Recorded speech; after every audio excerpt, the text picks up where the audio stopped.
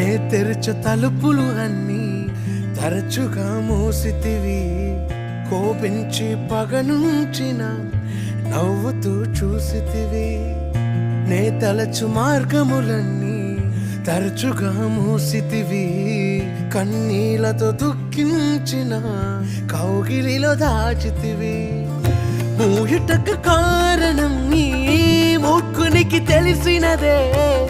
అడిగిన దానికంటే అధికమే పొంది తినే.